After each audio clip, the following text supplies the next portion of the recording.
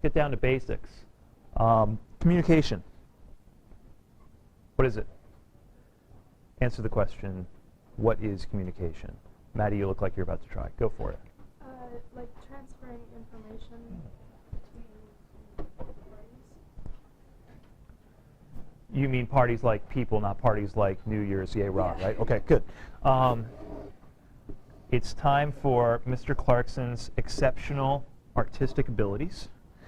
This is party 1. I do like that Maddie uses the word party because I think that that is appropriate.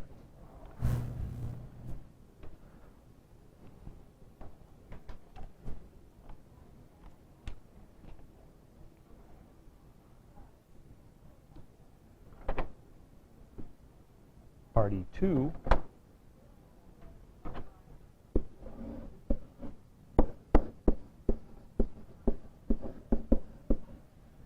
Maddie, is that a correct visual representation of your definition?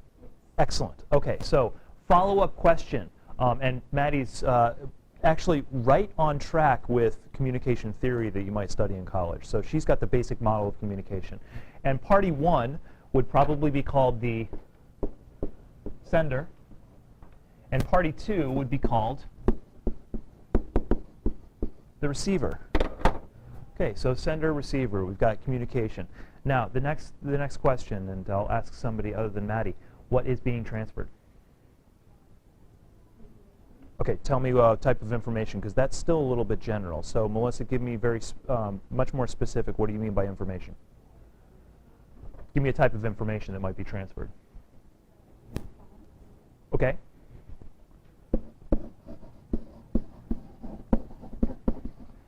So if I am drinking a cup of coffee and I look at you, Melissa, and I say, this coffee is good, that means there's a thought in my head that's a reaction to the coffee saying, this coffee is good, and I transfer it to you verbally, right? Okay, good. What else might be transferred? Ryan? Okay, data. So something that is maybe not so personal, something that's a little bit more objective, statistics, excellent. What else? Yes? I don't know if emotions could also.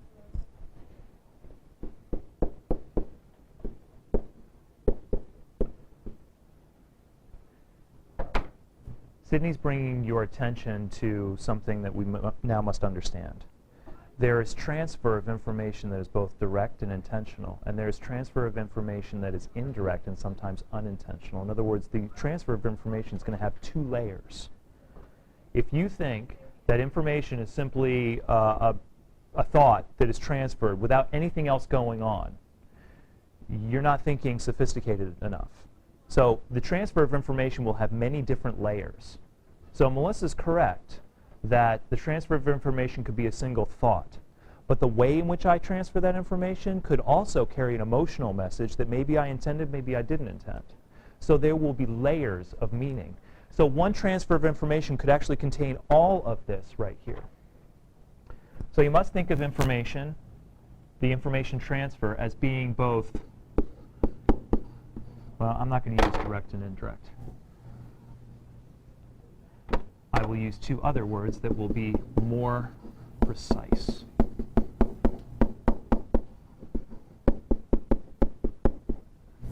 Explicit and implicit.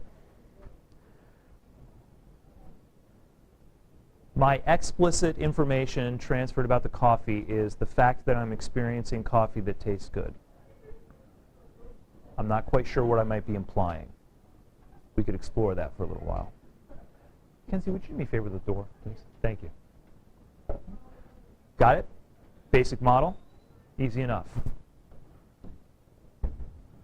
Where's communication happening?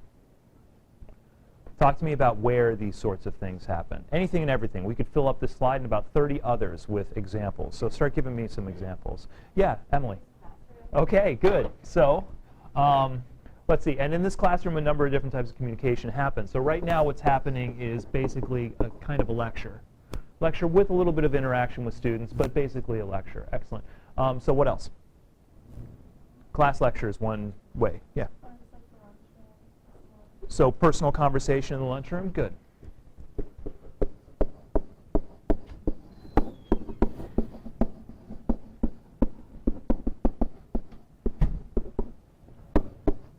call them out. I'll try to write as fast as you can speak.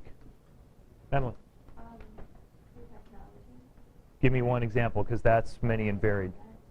Give me one example, because that's many and varied. Email. Email, good. Email, texts, Facebook, dinner parties. Ooh, like formal dinner parties with the jackets and everything? I love those. Okay. Actually joking, I've never been to one in my life. The day I'm invited to a dinner party where I would actually have to wear a jacket and tie as a requirement, I don't know what I would do. I'd fall over. Give me more. Ryan, you had your hand up. You going to say some of those? Okay, Melissa. Like you have to plan. Okay, so family conversation.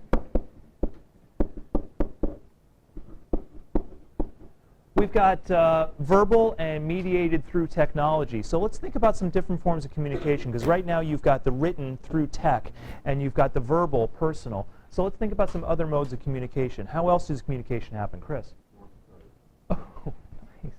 That's interesting. I've never heard that one suggested in this before, but that's pretty fascinating. Yeah. Sign language. Sign.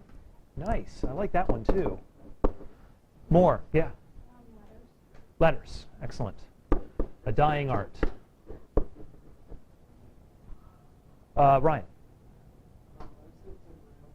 Braille. Does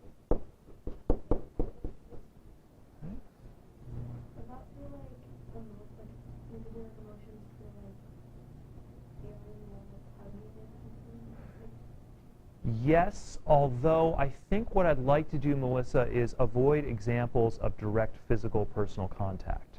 So let's think about sender-receiver being separate in some way rather than being directly physically. Yeah. Body language. Okay, good. Now we're starting to think a little bit outside the, gosh, did I almost say outside the box? I hate cliches. But really, yeah. Circle. Outside the circle? Okay. I can work with that. Sydney?